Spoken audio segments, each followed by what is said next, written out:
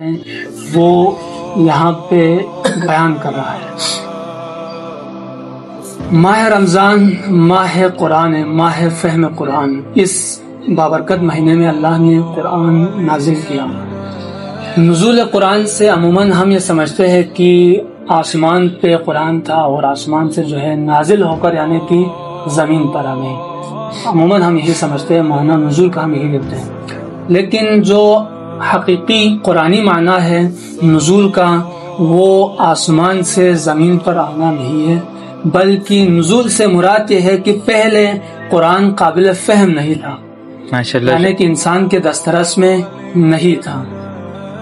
عالم یا کہتے کہ مقام مکنون میں قرآن تھا وہاں پہ، اور علم الہی میں قرآن تھا، اور اس ماہ مبارکہ میں خداوند عالمین نے قرآن جو ہے قرآن کو انسان کے دسترس میں قرار دیا، یعنی کہ انسانوں کے لیے قابل فہم بنا دیا، کیونکہ اس مہینے میں انسان کا دل نرم ہوتا ہے، اور انسان اس مہینے میں باقی مہینوں کے نسبت قرآن کو یعنی کہ زیادہ جو ہے انسان سمجھتا ہے، فہم کرتا ہے۔ اس آیت کریمہ میں خدا العالمین فرماتے ہیں کہ یا ایھا الذین آمنوا، اہل ایمان سے مخاطب ہے کہ اے ایمان والو، کتب علیکم الصیام، تم پر روزے جو ہے صیام جو ہے فرض کیے گئے، کما جس طرح کتب علی الذین من قبلکم، جس طرح تم سے پہلے جو یعنی کہ اقوام گزرے ان پہ بھی، یعنی کہ حضرت موسیٰ کے جو قوم تھی یا جو دیگر انبیاء کے، حضرت نوح کی یا دیگر انبیاء کے جو امت ان کے جو اقوام تھے ان پہ بھی فرض کیا، اس طرح جو ہے تم پر بھی روزے فرض کیے گئے ہیں۔ اب آگے جا کے جو فلسفہ بیان کر کہ کیوں فرض کیے گئے روزہ، سوال تو اٹھتا ہے، تو فرماتے ہیں کہ لعلکم تتقون، تاکہ تم تقوی اختیار کر سکو، تاکہ تم تقوی اختیار کرو، کہ روزہ اس لیے فرض کیا تاکہ تم تقوی اختیار کرو۔ تقوی کا جو تھوڑا جو ہے اس کو کھولنے کی کوشش کرتا ہوں، تو اس کے بعد زحمت تمام ہے یہاں پہ، کہ تقوی کا عموماً ہم جو معنی کرتے ہیں وہ ہے یعنی کہ بعض ڈر کیا کرتے ہیں، بعض کہتے ہیں کہ پرہیز کرنا۔ تو زندگی میں بہت سارے ایسے معاملات ہیں جہاں پر پرہیز نہ کرنا تقوی ہے۔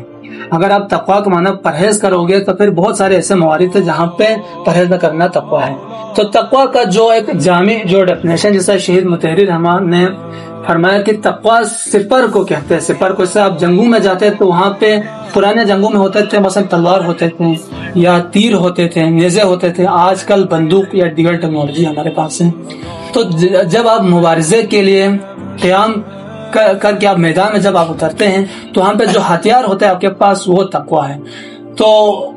یوں آپ سمجھ لیں کہ تقوی سے مراد ہے حفاظت، اور حفاظتی تدبیر کا نام تقوی ہے، اور یہ ایک قوت کا نام ہے جو انسان کے نفس میں ہوتا ہے۔ انسان کے نفس میں خاص طور پر ایک قوت ہے، قوت یعنی کہ ارادہ جو ہے انسان کے اندر سب سے مضبوط قوت ہے۔ تو اس ارادے کے انسان جو کچھ کرتا ہے ارادے کے ذریعے کرتے ہیں، مثلا عبادات کرتا ہے یا عمل صالح انجام بجا لاتے ہیں تو ارادے کے، گناہ کرتے ہیں تب بھی ارادے کے ذریعے۔ تو ارادہ جو آپ کا جو اس ماہ میں جو آپ نے یعنی کہ خلاصے مطلب یہ ہے کہ روزے سے جو حاصل کرنا ہے وہ یہ ہے کہ ارادہ، اپنا جو ارادہ ہے، قوت ارادہ ہے، اس کو مضبوط کرنا ہے، پہلی چیز۔ دوسری چیز جو ہے جو آپ کے عادات ہیں، عادات سے آپ نے عادات سے آزادی حاصل کرنی ہے۔ عادات کے اسیر ہیں ہم، عادات کی اسیری سے آزادی حاصل کرنا ہے، یہ جو ہے رمضان کے روزے سے آپ نے حاصل کرنا ہے اس مہینے میں۔ وگرنہ جو ہے بقول امام علی علیہ السلام کہ بعض ایسے اکثریت ایسے ہیں کہ جو روزے سے سوائے فاقہ کے انہیں کچھ حاصل نہیں ہوتا، نماز میں سوائے تھکاوٹ کے انہیں کچھ حاصل نہیں ہوتا۔ ایک پورا فلسفہ ہے اس میں، یہ مہینہ ہے تزکیہ نفس کا لیے، یعنی کہ سب سے سازگار مہینہ ہے تزکیہ نفس کے لیے۔ خلا کریں اپنی انانیت کو، اپنے اندر جو منفی صفات ہے، خصوصیات ہیں، خلا کریں، ان کو اتار پھینکیں، اور اس طرح جو غلط منفی تصورات ہیں، منفی خیالات ہیں، ان کو اپنے وجود سے، اپنے قوت ادراکیت سے، اپنے نفس سے، اپنے وجود سے خلا کریں، اور یہی تزکیہ نفس ہے۔ اور فلسفہ اس مہینے کا، روزے کا یہی ہے، اور یہ جو ہے ہم سب کو حاصل کرنے کی ضرورت ہے۔ اور پروردگار کے بارگاہ میں دعا ہے کہ خداوند ہمیں توفیق دے دے کہ ہم فلسفہ روزہ کو سمجھے، پہلے سمجھ کر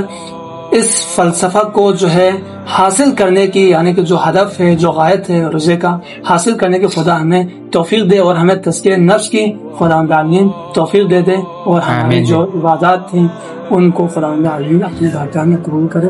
آمین۔ اللہم صلی اللہ